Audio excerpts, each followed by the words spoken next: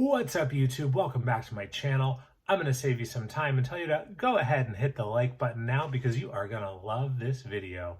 Let's get right into it. Friends, Season 1, Episode 3, the one with the thumb.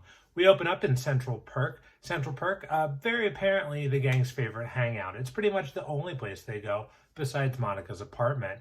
They're all sitting around. Monica's wearing sort of loose denim overalls. Phoebe walks in and she has a denim shirt draped over her arm. Rachel, she's behind the counter working, of course, and she's wearing a denim jacket with the sleeves cut off. Ross is wearing a purple denim shirt. Lots of denim in this episode. Everybody's asking Phoebe about her date, and she says it didn't go that great because he ended it with saying, "We should do this again sometime." And Rachel's confused because obviously that implies that he wants to do it again. But the friends all explain to her that really that's sort of like a cliche phrase that you use when you don't want to do it again. Or like when you say, "We should see other people," it really means, "I already am." Chandler makes a joke that it's sort of similar to when parents might tell their kid that their dog or childhood pet went to go live on a farm. And Ross is like, "Well, funny thing, that actually is what happened with our dog." And everybody else explains to him that that's not the case. Then Ross gets sad. Credits. After the credits, we go to Joey and Chandler's apartment. It's our first time there. And as you might remember from the last episode, Joey's an actor, so Chandler's helping him rehearse for an audition. The problem is, Joey has to smoke a cigarette in this scene, and he's never done that before. Chandler is a recovered smoker. He doesn't care about it anymore. He's completely moved on. But then he shows Joey how to smoke it, and he gets immediately addicted again and says, "Oh my God." Okay, so we're back at Central Perk, and the gang is all sitting around and talking, and Monica's explaining that you can measure the distance from the tip of a thumb to the tip of a pointer finger, and that's how you know how big a man's part is. Though they don't specifically say that. Ross asks if he can use this thumb, so he can do it as far apart as he wants. During all of this, Phoebe's upset, and she explains that she's upset because she called her bank because there was accidentally an extra $500 in her account. Joey told her to keep it. Rachel said, "Go shopping." This is all interrupted by Chandler, who is hanging over the back of the couch, and as he comes back around, lets cigarette smoke out of his mouth, and the gang is all upset that he's smoking again. Monica reveals that she has a date. Monica is apparently the big dater of the crew, and as we know, dating really a central theme of Friends, at least in the first 3 episodes. So Monica doesn't want this date to meet any of the friends because of how they've treated her previous boyfriends. They tease them and make fun of her for their different idiosyncrasies. And I guess the last guy was named Steve, and he had a lateral lisp, which it might seem as though the friends are making fun of someone with a disability, but actually a lisp is something that typically can be overcome and oftentimes doesn't make its way into adulthood with the help of speech therapy. So the fact that they called him Steve isn't actually making fun of someone with a disability. Anyway, the next scene, they're at Monica's apartment, and they're all sitting around. Chandler's actually outside smoking a cigarette in the rain. Phoebe comes in, and she has a letter from her bank. They apologized for the bank error and gave her another $500 to make up for it and a football phone. Ross is sitting around sad about his childhood dog. And then Alan comes at the door. Alan is Monica's date. He enters and he says, "It's so nice to meet you." So he's making fun of Steve too, and showing that he, can take a joke, and he's kind of in on it. He's on the friend's side. We don't actually see their date, but the next scene is after the date. And Monica's like, "Well, so what do you say? Bring it on. Do you hate him?" And nobody has anything bad to say. They all really like Alan. And it's funny because the way they're talking about him is kind of like the way a person might describe being in a new relationship. So a bit of like comedic mapping happening there. Ross says, "I just like the way he makes me feel about myself." So that's a funny joke. Then next thing we know, we're at Central Perk, and the gang comes in. Rachel's working, Monica's already there, and they're excited because they've just won a baseball game. Monica's very surprised because they never win, but it happens because of Alan. Alan has apparently become one of the friends, though he's not in this scene, and I assume that that's so they didn't have to pay the actor as much money. But Monica is like, I don't know. Do you ever think maybe he's sometimes a little too much Alan? So we're starting to get this idea that Monica maybe doesn't like him as much as the rest of the friends do.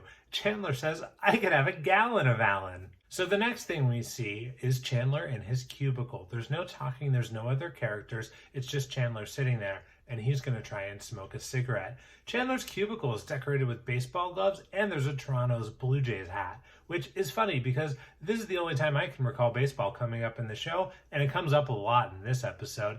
So Chandler's taking a puff of a cigarette, spraying his mouth with a Banaka or mouthwash kind of thing, and an air freshener in the air. And then it's funny because he mixes up the air freshener and the Banaka.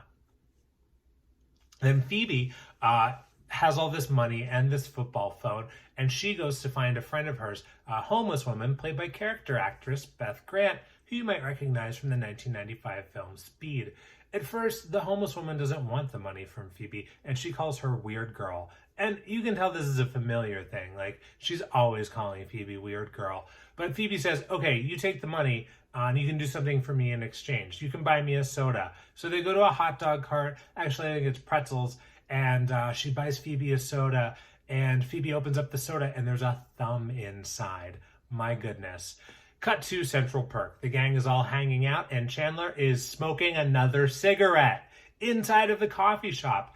Everyone is annoyed, and Chandler says, well, I have to put up with all of your annoying habits, like Ross overpronouncing everything, Monica snorting, Joey cracking his knuckles, and everybody gets upset because Chandler is, picking out their flaws. So they're all sitting around, and Joey's like, well, is it really that annoying when I crack my knuckles? Is it as annoying as when Phoebe's chewing on her hair?